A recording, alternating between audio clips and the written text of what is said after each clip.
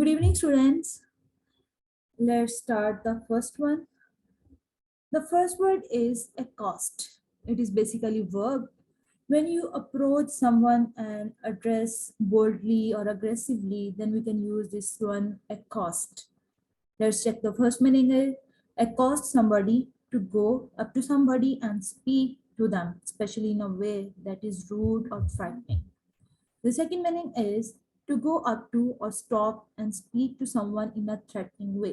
आप किसी को बुला रहे हैं, talk to someone, speak to someone, or you can say that to address someone, लेकिन जो आपकी approach है ना वो negative है. आप rudely किसी के साथ बात कर रहे हैं, आप किसी को डराना चाह रहे हैं, या जैसे shut up call देना, आप इस तरह किसी के साथ बात करना चाह रहे हो तो तब आप ये word use करते हैं accost.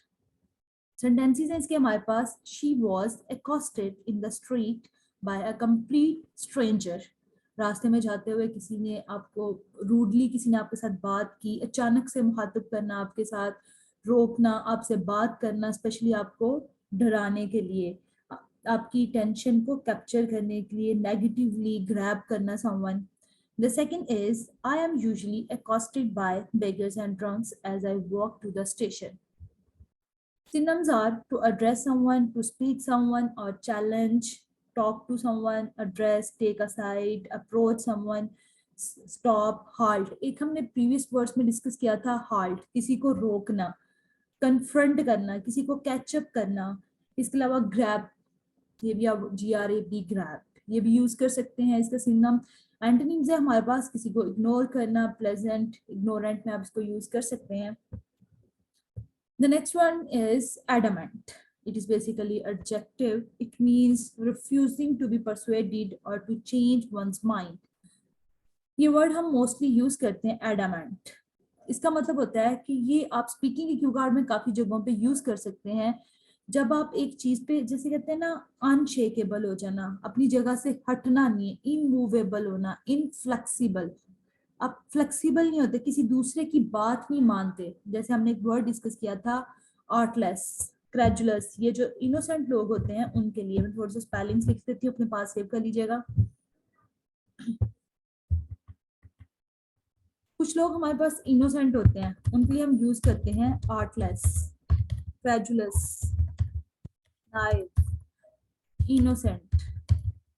लेकिन कुछ लोग ऐसे होते हैं जो स्टक हो जाते हैं एक बात पे, वो मानते नहीं है, किसी दूसरे की बात को रिस्पेक्ट नहीं देते, यानी कि अनशेकेबल होते हैं, inflexible.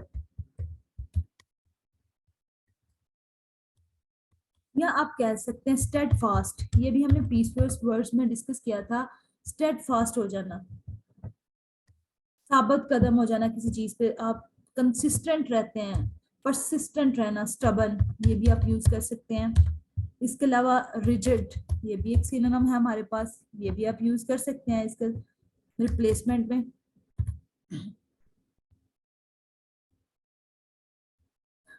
The first meaning is determined not to change your mind or to be persuaded about something. आप किसी पर्सन को परसुएड नहीं कर सकते, उसको इस मूवमेंट में नहीं करते कि वो आपकी बात को परसुएड करे, आप टेम्प्ट नहीं कर सकते. जैसे क्लेवर होना, स्मार्ट होना, तो आप किसी को जब परसुएड ना कर सके, वो इनोसेंट ना हो, तो ऐसे लोग क्या होते हैं, adamant. The second is impossible to persuade or unwilling to change an opinion or decision. Eva was adamant that she would not come. आप अपनी पर्सनालिटी के लिए ये वर्ड यूज कर सकते हैं. इसके अलावा किसी फ्रेंड के लिए यूज कर सकते हैं. आपने क्यू कार्ड में किसी पर्सनालिटी को डिस्कस किया, लेकिन वो कंसिस्टेंट नहीं है, परसिस्टेंट नहीं है, दूसरों को जैसे रिस्पेक्ट नहीं देने वाले होते हैं, डिटरमिन होते हैं, एडमेंट आप उसके लिए यूज कर सकते हैं. The second is the government remained adamant that there was no more money available. ये अपने पास सेव कर लें. ये आप अथॉरिटीज में ये कल्चर से रिलेटेड कुछ यूज करना हो तो आप वहां पे कह सकते हैं. जैसे हमारे पास पाकिस्तान और इंडियन है, ये अपने कल्चर की ना जैसे jealously guarding their norms and values. ये अपने पास सेंटेंस ना ये फ्रेज लिख लें कि कल्चर में ना बहुत ज्यादा ऐसे लोग होते हैं जो डॉक्ट्रिनरी अप्रोच यूज करते हैं, डॉगमेटिक बिलीफ होते हैं, बेसिकली वो एडामेंट होते हैं. अस्सलाम वालेकुम. जी वालेकुम सलाम. ऑर्थोडॉक्स होते हैं, हमने वर्ड डिस्कस किया था. जो प्रीवियस वर्ड्स हम डिस्कस कर चुके हैं उनमें ही हमारे पास ऑर्थोडॉक्स, ये भी पर्सनालिटीज थी जो मैंने कहा था ट्रेडिशनल नहीं होती और कन्वेंशनल होती हैं। आप कह लें कि ट्रेडिशनल वैल्यूज को फॉलो कर रहे होते हैं। ऑर्थोडॉक्स होते हैं हमारे पास, डॉगमेटिक बिलीफ रखते हैं, डॉक्ट्रिनरी अप्रोचेस होती हैं उनकी अप्रोच, या आप कह सकते हैं स्टेडफास्ट। मैंने आपको पहले बता दिया, ये वर्ड्स हमने प्रीवियस वर्ड्स में डिस्कस किए थे, जैसे स्टेडफास्ट ये भी हम लास्ट 100 वर्ड्स में कर चुके हैं। लास्ट 100 से 200 वर्ड्स में हमने ये वाले डिस्कस किए थे, डॉगमेटिक बिलीफ और डॉक्ट्रिनरी अप्रोचेस। और ऑर्थोडॉक्स, स्टेडफास्ट ये हमने लास्ट 100 वर्ड्स में डिस्कस किया था, तो ये भी हम इसके रिप्लेसमेंट में यूज कर सकते हैं।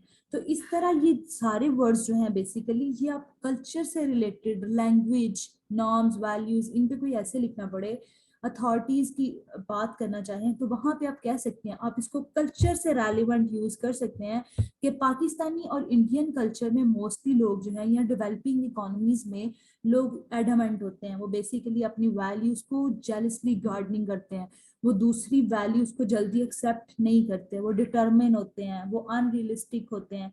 इसके अलावा कह लें इनएक्सोरेबल ट्रेंड, ये भी हमने डिस्कस किया था, लेकिन यहाँ पे ऐसा चीज को नहीं आप कह सकते। इसके अलावा आप कह सकते हैं कि वो रिजिड होते हैं, फर्म होते हैं, ठीक है, आप उनको डेडली सेट होता है उनका माइंड, आप उसको चेंज नहीं कर सकते। The third sentence is, I have told her she should stay at home and rest, but she is adamant that she is coming. अब जैसे बड़े आपको एडवाइस कर रहे हैं, आपको समझाना चाह रहे हैं कि ऐसा ना करें, जैसे पेरेंट्स हैं, आपको इस तरह पनिशमेंट से रिलेटेड, फैमिलीज या पेरेंट और चाइल्ड से रिलेटेड कोई ऐसे लिखना पड़े, वहां पे भी आप ये यूज कर सकते हैं कि पेरेंट्स जो है ना एडवाइस करते हैं अपने बच्चों को कि आप जल्दी घर आए, लेकिन आजकल की जो यंग जनरेशन है वो एडामेंट है, वो जल्दी बात को समझते नहीं है, तो इस तरह आप इसको यूज कर सकते हैं। इसके अलावा सिनम्स है हमारे पास, अनशेकेबल होना, डिटरमिन होना, स्टेडफास्ट होना, ये मैं आपको बता चुकी हूँ, स्टबन होना। इसके अलावा आप कह लें कि आयरन विल्ड होना, आप जल्दी, जैसे आयरन विल्ड होता है स्ट्रॉन्ग, आपका इरादा होना, आप एक चीज पे डिटरमिन होते हैं, इनफ्लेक्सिबल हो जाते हैं, तो इस तरह आप इसको यूज कर सकते हैं। अनकम्प्रोमाइज करना, जैसे कुछ लोग होते हैं वो कंप्रोमाइज कर जाते हैं, लेकिन जो स्टेडफास्ट होते हैं वो कंप्रोमाइज नहीं करते। नेक्स्ट वर्ड एंटोनिम्स में हमारे पास फ्लेक्सिबल होते हैं, इनडेफिनेट होते हैं, रिजिलियंट होते हैं, ऐसे लोग जिनको हम जल्दी चेंज कर सकते हैं, जैसे मैंने आपको पहले बताया आर्टलेस, ग्रेजुलस, नाइफ, वो सारे इसके एंटोनिम्स में आ सकते हैं। The next one is admonish. Admonish, you can use this when to warn, आप वार्निंग दे रहे होते हैं, रेप्रीमेंड कर रहे होते हैं सम फैमिली। जैसे रेप्रीमेंड का वर्ड ज्यादातर बैंकिंग सेक्टर में या जॉब सेक्टर में यूज किया जाता है, अगर किसी एम्प्लॉय से कोई गलती हो जाए तो उसको रेप्रीमेंड किया जाता है, बजाय इसके कि उसको टर्मिनेट नहीं किया जाता, जॉब से निकाला नहीं जाता, आप उसको वार्मली, जैसे कहते हैं ना वार्न करना, आपने वार्निंग इशू कर दी कि ये काम नेक्स्ट ध्यान से करना है, जैसे उसके बोनस रोक देना, सैलरी में इंक्रीमेंट नहीं देना। इंक्रीमेंट भी हमने एक वर्ड डिस्कस किया था, ज्यादातर सैलरी रेज में हम यूज करते हैं, ठीक है। आपने किसी को एडमॉनिश किया तो आपने उसको क्या कर दी, इशू, वार्निंग इशू कर दी कि जॉब सेक्टर में अगर नेक्स्ट तुम्हें ये गलती की तो तुम्हें टर्मिनेट कर दिया जाएगा, जॉब से निकाल दिया जाएगा। फर्स्ट मीनिंग है हमारे पास, to tell somebody strongly and clearly that you don't approve of something that they have done. The second is to strongly advise somebody to do something. आप strongly recommend कर रहे होते हैं, advise कर रहे होते हैं कि specific recommendations को follow किया जाए। To tell someone that they have done something wrong. आप किसी को बताते हैं कि वो गलत कर रहे हैं। She was admonished for chewing gum in class. यहाँ पे अगर आप यूज करना चाहें एडमॉनिश्ड पेरेंट्स और चिल्ड्रन के पनिशमेंट के ऐसे में यूज किया जा सकता है, जैसे पनिशमेंट के लिए मैंने आपको लिखवाए थे कुछ वर्ड्स, कैस्टिगेट करना, सेंशर, क्रिटिसाइज, स्वेयर क्रिटिसिज्म को हम बोलते हैं सेंशर, तो ये भी आप यूज कर सकते हैं। A warning voice admonished him not to let this happen, दोबारा ये काम नहीं करना। His mother admonished him for eating too quickly, जैसे यहाँ पे बेसिकली ये नसीहत के कॉन्टेक्स्ट में यूज हो रहा है, या वार्निंग या एडवाइस, इन दो कॉन्टेक्स्ट में इस वर्ड को यूज करेंगे। रेप्रीमेंड करना, किसी को स्कॉल्ड, चेस्टाइज करना, रिप्रूव करना, कैस्टिगेट करना, ये मैं आपको लिख देती हूँ। पनिशमेंट के ऐसे में ये आपने चिल्ड्रन के हमारे पास है पनिशमेंट के पेरेंट्स को चाहिए या टीचर्स को चाहिए स्टूडेंट्स को पनिशमेंट दें, अगर देनी चाहिए तो किस लेवल तक देनी चाहिए, मल्टी पार्ट क्वेश्चन में ये आ सकता है। तो आप क्या लिखेंगे, कैस्टिगेट, सेंशर, chastise, admonish, reproach, या आप कह सकते हैं criticize। इसके अलावा scold, डांटना, लेक्चर देना, सब हम यूज करते हैं लेक्चर मिलना घर जाके, इस तरह बिरेट भी होता है, टेक टू टास्क, इस तरह आप इसको यूज कर सकते हैं। सिनम्स मैंने आपको बता दिए, रिप्रूव करना, काउंसलिंग करना, इसके अलावा पुल अप करना, ये हमारे पास फ्रेज वर्ब है, पुल अप करना, आप समझाते हैं कि ये काम नेक्स्ट नहीं करना। एंटोनिम्स है हमारे पास अलाउ करना, कम्प्लीमेंट करना, किसी की तारीफ करना, उसको प्रेज करना, जैसे एक्सटॉल। किसी की तारीफ के लिए आप क्या क्या यूज कर सकते हैं वो मैं वैसे आपको बता देती हूँ। एक्सटॉल, एग्जॉल्ट, प्रेज, इस तरह ये आप इसके एंटोनिम्स में यूज कर सकते हैं। एक्सॉल्ट, एक्सटॉल, कम्प्लीमेंट, अलाउ, ये एंटोनिम्स में आ सकते हैं। द लास्ट वन इज एड्राइट, ये बेसिकली स्किलफुल होने से है, एडजेक्टिव है। कुछ लोग जैसे हमारे पास एक वर्ड होता है स्मार्ट, एक वर्ड होता है clever. Smart basically positive word है, क्लेवर हमारे में कुछ लोग जो हैं वो समझते हैं कि ये नेगेटिव वर्ड है, लेकिन अगर हम इंग्लिश के कॉन्टेक्स्ट में देखें तो ये नेगेटिव वर्ड नहीं है। वहां पे वो लोग किसी को जिसे कहते हैं ना अप्रेज करना हो, उसको अप्रिशिएट करना हो, तो वो लवर्स यूज करते हैं क्लेवर।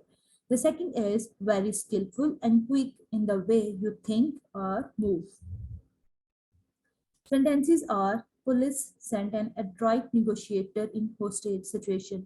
hostage situations ऐसी होती हैं जैसे hostage crises आ जाते हैं हमारे पास, कोई हंगामी सूरत हाल होती हैं, कोई एकदम ना जैसे कर्फ्यू नाफिज कर देना, इस तरह स्पेसिफिक सिचुएशंस होती हैं जिनमें आपने निगोशिएशंस करना होता है कि हमें क्या करना चाहिए, किस तरह के स्टेप्स लेने चाहिए। जैसे कहते हैं प्रिजन कैद कर देना, लोगों को घरों में, जैसे कोरोना वायरस में हमने किया था, लोगों को कहा कि अपने घरों में रहें, तो बेसिकली वो क्या थी, hostage situation.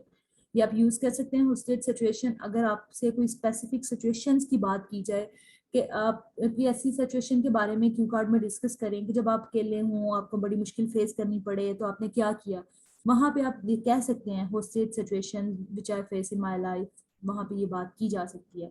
She became adroit at dealing with difficult questions. इस तरह आप इसके स्किलफुल होना, अडेप्ट, अडेप्ट हमारे पास एक वर्ड है, बेसिकली वो हम यूज करते हैं जब आप हाथों से, डेक्स्ट्रस। एक होता है आप पेंटिंग बड़ी अच्छी करते हैं, तो वो बेसिकली आपने वहां पे, ये छोटा सा डिफरेंस है इसमें। अडेप्ट भी एक्सपर्ट को कहते हैं, डेक्स्ट्रस, लेकिन जब आपके हाथ जो होते हैं ना, उससे आप कुछ स्पेसिफिक टास्क परफॉर्म करते हैं।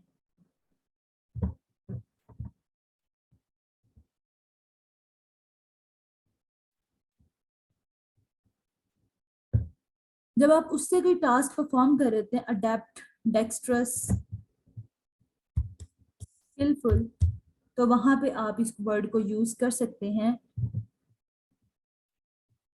एड्राइट। मैम आपकी वॉइस ब्रेक हो रही है। अभी भी हो रही है?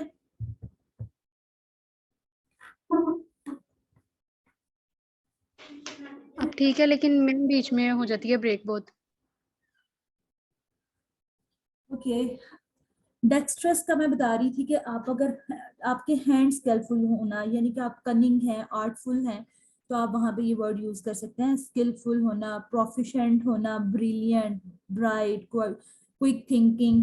मैं लिख देती हूँ आपके पास। जब आपने किसी की तारीफ करनी हो कि स्किलफुल है, एक्सपर्ट है, डेफ्ट। इसके अलावा आप कह सकते हैं एबल, ब्राइट, क्लेवर, कैपेबल, या आप कह सकते हैं पियरलेस, कनिंग, गिफ्टेड। इसके काफी वर्ड्स हैं, लेकिन जो रूटीन में हम लोग मोस्टली यूज करते हैं, इसलिए कॉमन मैंने लिखे हैं। क्विक थिंकिंग, जो लोग जल्दी सोच लेते हैं, क्विक थिंकिंग। ये हमारे आज के 4 वर्ड्स रहे। यहाँ तक कोई क्वेश्चन है तो पूछिए।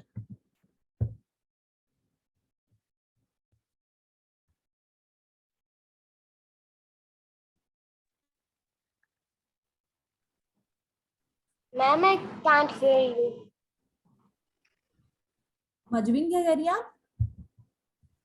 I wasn't able to hear you before. Okay.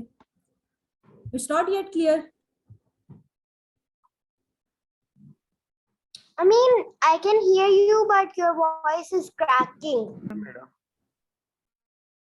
Okay, students, take care. Allah Hafiz. Allah Hafiz. Hello? Allah Hafiz, madam.